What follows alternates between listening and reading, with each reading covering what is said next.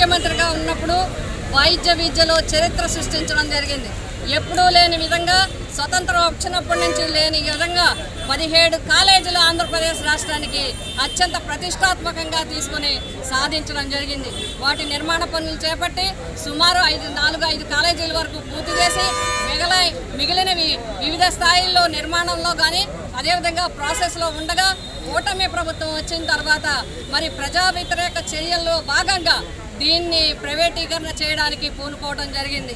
ఆ ప్రయత్నాలు జరుగుతున్నప్పుడే జగన్మోహన్ రెడ్డి గారు ఈ కార్యక్రమాన్ని పూర్తిగా వ్యతిరేకించడం జరిగింది. ప్రజల పక్షాన నిలబడి మాట్లాడటం జరిగింది. ప్రజల పక్షాన నిలబడి కార్యక్రమాలు తీసుకోవడం జరిగింది. అయినప్పటికీ కూడా కూటమి ప్రభుత్వం వ్యాపార దృక్పథంతో ఈరోజు మరి ఒక జీవోని తీసుకొచ్చి ప్రభుత్వ మెడికల్ కాలేజీల్ని ప్రైవేటీకరణ చేయడానికి అందులో భాగంగా 6 తరాలకి సరిపడా 66 సంవత్సరాలు ప్రైవేటీకరణ చేయటం అనేది నిజంగా దుర్మార్గమైన విషయం. అన్యాయం, ప్రజలకి అన్యాయం చేయడం. ఎస్సీ, ఎస్టీ, బీసీ, మైనార్టీ, పేద, బడుగు, బలహీన, మధ్యతరగతి వర్గాల విద్యార్థులు వైద్య విద్యను ఆశించే అందరికీ కూడా అన్యాయం చేశారు. ఈ అన్యాయాన్ని వెంటనే నిలుపుదల చేయాలి. ఈ జీవోని పూర్తిగా మరి రద్దు చేయాలనే ఉద్దేశంతో ఇప్పటికే 1 కోటి సంతకాల కార్యక్రమాన్ని తీసుకోవడం జరిగింది. రాష్ట్ర వ్యాప్తంగా ముమ్మరంగా జరుగుతుంది.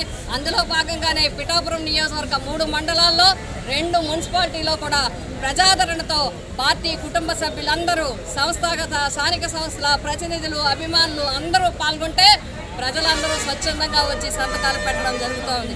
ఈ కార్యక్రమాన్ని జరుస్తూ దీన్ని కొనసాగిస్తూ ఈరోజు రాష్ట్ర వ్యాప్తంగా మరి ర్యాలీ కార్యక్రమాన్ని తీసుకోవడం జరిగింది. మరి పిఠాపురం నియోజకవర్గంలో వైఎస్ఆర్సీపీ పార్టీ ఆఫీస్ నుంచి పడ ఆఫీస్ వరకు తీసుకున్న ర్యాలీలో నాయకులు, కార్యకర్తలు, అభిమానులు, ప్రజలు పాల్గొన్నారు. మా ర్యాలీలో ఎక్కడికప్పుడు జనం ఆపు చేసి వారి మద్దతును కూడా తెలియజేయడం జరిగింది. వారి సంతకాలను కూడా పెట్టడం జరిగింది. అన్యాయం ఇది. మా బిడ్డల యొక్క భవిష్యత్తుని వాళ్ళు కాలరాస్తున్నారు. వెంటనే ఈ జీవో రద్దు చేస్తున్నందుకు పోరాటం చేస్తున్నా మీకు మా మద్దతు ఉందని చెప్పి అన్ని వర్గాల ప్రజలు కూడా మద్దతు తెలియజేయడం జరిగింది. ఈరోజు పడా ఆఫీసర్ గారికి ద్వారా ముఖ్యమంత్రి గారికి వినతి పత్రాన్ని కూడా సమర్పించడం జరిగింది. తక్షణం ఈ జీవోని రద్దు చేసుకోవాలి. పేద ప్రజల పక్షాన అందరూ నిలబడాలి.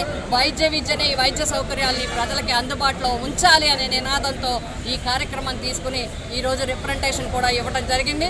మరి వైఎస్ జగన్మోహన్ రెడ్డి గారి నాయకత్వంలో ఈ జీవోని రద్దు చేసే వరకు వైఎస్ఆర్సీపీ పోరాటం చేస్తుంది.